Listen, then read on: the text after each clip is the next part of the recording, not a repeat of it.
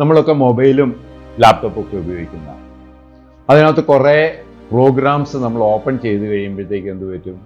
അത് ഹാങ് ആവും. ഹാങ് ആകുമ്പോൾ ഇൻവേരിയബിളി നമ്മളെല്ലാം ചെയ്യുന്ന ഒരു പണിയാണ് അതിനെ റീബൂട്ട് ചെയ്യാം അല്ലെങ്കിൽ റീസ്റ്റാർട്ട് ചെയ്യും. മെഡിറ്റേഷൻ എന്ന് പറഞ്ഞാൽ നമ്മുടെ മനസ്സിനെ റീസ്റ്റാർട്ട് ചെയ്യുന്ന ഒരു പ്രൊസീജിയറാണ്.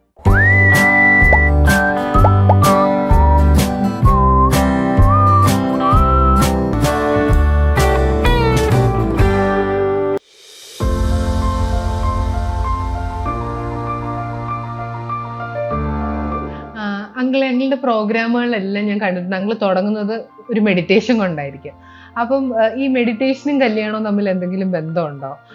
ഉണ്ടെങ്കിൽ അതൊന്ന് പറയാവോ? മെഡിറ്റേഷൻ്റെ ഒബ്ജക്റ്റീവ് അല്ലെങ്കിൽ അതിൻ്റെ പ്രിൻസിപ്പിൾ പറഞ്ഞു കഴിഞ്ഞാൽ നമ്മളൊക്കെ മൊബൈലും ലാപ്ടോപ്പും ഒക്കെ ഉപയോഗിക്കുന്ന അതിനകത്ത് കുറേ പ്രോഗ്രാംസ് നമ്മൾ ഓപ്പൺ ചെയ്ത് കഴിയുമ്പോഴത്തേക്ക് എന്ത് പറ്റും? അത് ഹാങ് ആവും. ഹാങ് ആകുമ്പോൾ ഇൻവേരിയബിളി നമ്മളെല്ലാം ചെയ്യുന്ന ഒരു പണിയാണ് അതിനെ റീബൂട്ട് ചെയ്യാം അല്ലെങ്കിൽ റീസ്റ്റാർട്ട് ചെയ്യും.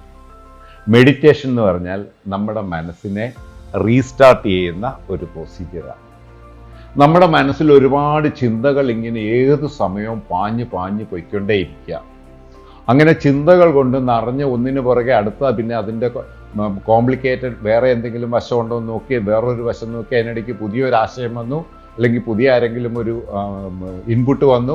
ഇങ്ങനെ നമ്മൾ ചിന്തിച്ചുകൊണ്ടേയിരിക്കും. ചിന്തകളെല്ലാം കൂടി ഇങ്ങനെ കൂമ്പാരം കൂടി കഴിയുമ്പോഴത്തേക്കും നമ്മുടെ മനസ്സ് ഹാങ് ആകും. ഹാങ് ആയി കഴിയുമ്പോൾ നമുക്ക് ഒരു ചിന്തയും പ്രോപ്പറായിട്ട് ഹാൻഡിൽ ചെയ്യാൻ അല്ലെങ്കിൽ അനലൈസ് ചെയ്യാൻ സാധിക്കാതെ വരും.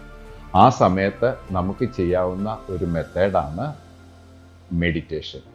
മെഡിറ്റേഷനിൽ നമ്മൾ ചെയ്യുന്നത് നമ്മുടെ മനസ്സിൽ ചിന്തയൊന്നുമില്ലാത്ത ഒരു അവസ്ഥ, ഏതാനും സെക്കൻഡ് നേരത്തേക്കേ കിട്ടത്തുള്ളൂ, അങ്ങനെ ഒരു അവസ്ഥ ഉണ്ടാക്കുകയാണ് ചെയ്യുന്നത്. ചിന്തകളൊന്നുമില്ലാത്ത മനസ്സിൽ, ശൂന്യമായ മനസ്സിൽ ഈശ്വരൻ നിറഞ്ഞു നിൽക്കും എന്നാണ് സങ്കല്പം. ഒരു ചിന്തയും ഇല്ലെങ്കിൽ അവിടെ ഈശ്വരൻ നിറഞ്ഞു നിൽക്കും. നമുക്ക് എന്തെങ്കിലും ഒന്ന് പ്രാർത്ഥിക്കണമെന്നുണ്ടെങ്കിൽ അത് ആക്ച്വലി ചിന്തകളൊന്നുമില്ലാത്ത ഒരു മനസ്സിലിരുന്നാൽ മതി. അപ്പം നമ്മുടെ പ്രാർത്ഥനയായി വരും.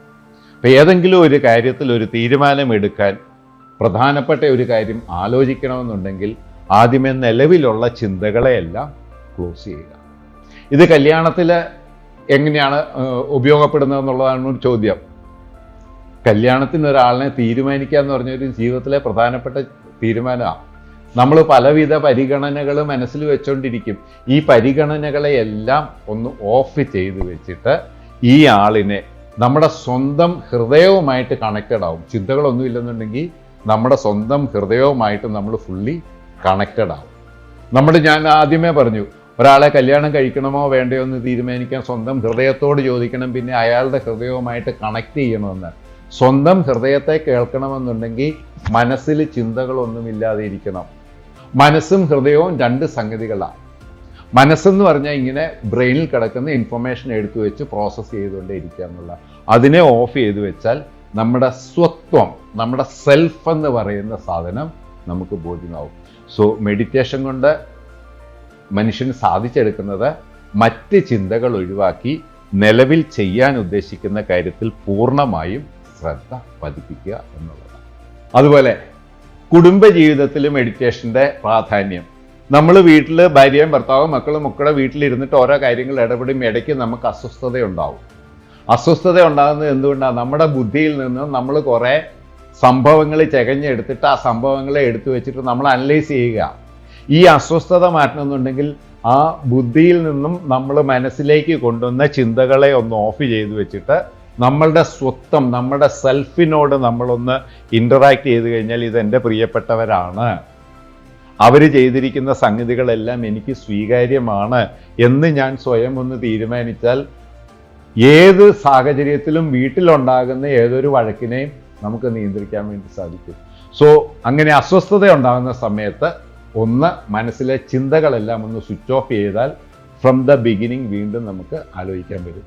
അപ്പോൾ അൺവാണ്ടഡ് ആയിരിക്കുന്ന തോട്ട്സിനെ നമുക്ക് ഒഴിവാക്കി പ്രായോഗികമായി ചിന്തിക്കാൻ ഒരു മെഡിറ്റേഷൻ കൊണ്ട് നമുക്കൊരു അവസരം കിട്ടും, അന്തരീക്ഷമുണ്ട്.